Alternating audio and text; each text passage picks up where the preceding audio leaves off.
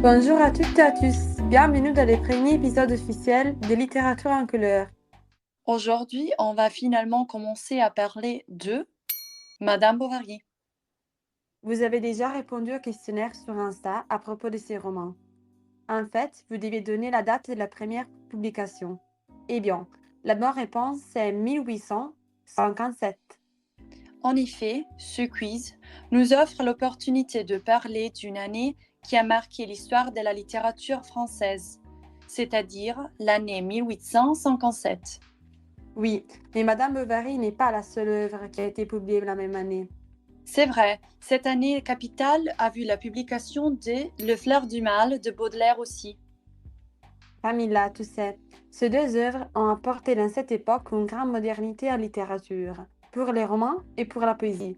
Mais maintenant, on commence avec l'analyse du roman. On pourrait se demander, à quel genre Madame Bovary appartient-il? Les romans de Flaubert marquent l'avènement du réalisme moderne, en racontant un tableau social et tous les rôles que les personnages du roman remplissent, juste comme une expérimentation d'un laboratoire. C'est précisément les mots laboratoire qui nous ramènent à un autre genre littéraire, celui du naturalisme. L'auteur ne se contentait pas de regarder la réalité, il la décomposait dans ses moindres termes, la disséquant comme un chirurgien avec son scalpel. Dans ces romans, les thèmes des courants réalistes et naturalistes se côtoient avec celui du romantisme. En effet, Emma Bovary n'est qu'une jeune femme rêveuse, nourrie de littérature sentimentale, qui idéalise la vie et l'amour. Oui, c'est vrai, elle incarne le romantisme. Peut-être que vous avez entendu une citation célèbre de cet auteur. Oui, dans les procès judiciaires, Flaubert dit Madame Bovary, c'est moi. Gustave Flaubert fut accusé d'outrage à la moralité publique religieuse et aux mœurs parce qu'on croyait que les personnages qu'il avait créés, Emma Bovary, conduiseraient le public féminin à la déviance et à l'adultère. Ces romans risquent donc d'être censurés. Mais l'auteur se défend en affirmant que les protagonistes en tout cas meurent à la fin du roman, comme conséquence de ses actions, en rétablissant son nom.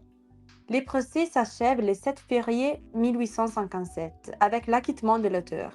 Mais c'est à cette occasion qu'il a prononcé la célèbre phrase Madame Bovary, c'est moi. Mais pourquoi?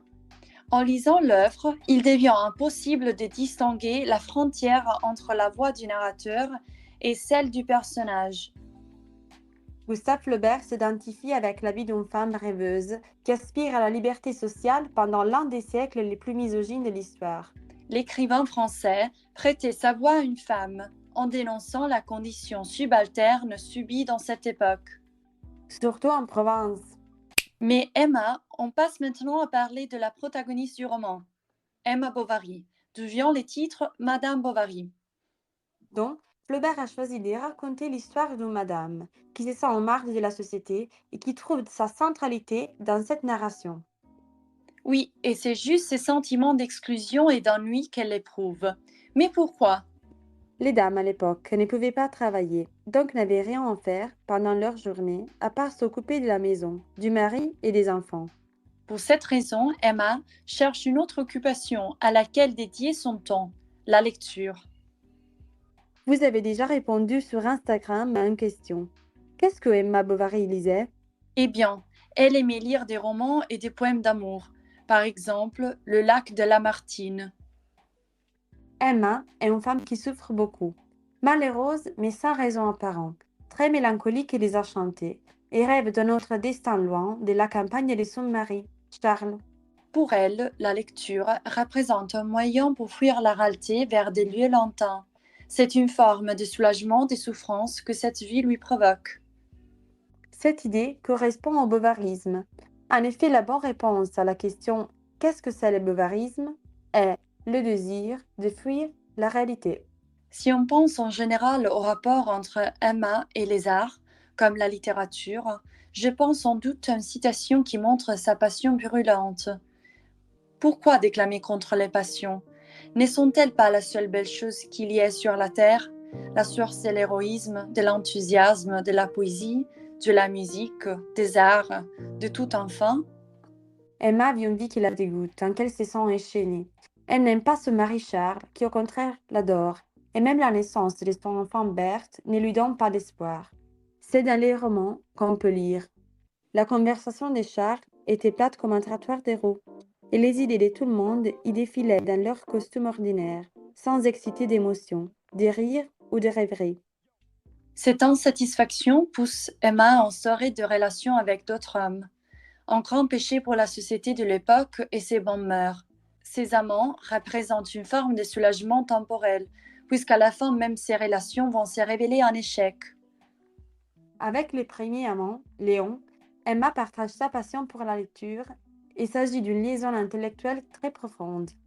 Au contraire, les rapports entre Emma et le deuxième amant, Rodolphe, est très passionnel.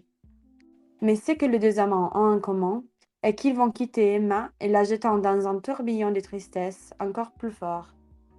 Emma est tellement désespérée qu'elle arrive à accomplir l'acte extrême de se suicider avec de l'arsenic, incapable de faire face à sa vie et à ses souffrances. En effet, elle décide d'abandonner physiquement cette réalité révoltante et de s'enfuir définitivement. On parlerait toute la journée de ce roman, mais pour le moment, ce premier épisode est terminé. On est vraiment curieuse de savoir qu'est-ce que vous en pensez. Donc, commentez librement. Et n'oubliez pas de vous abonner. On se voit au prochain épisode où on parlera de Baudelaire. À bientôt! Bientôt!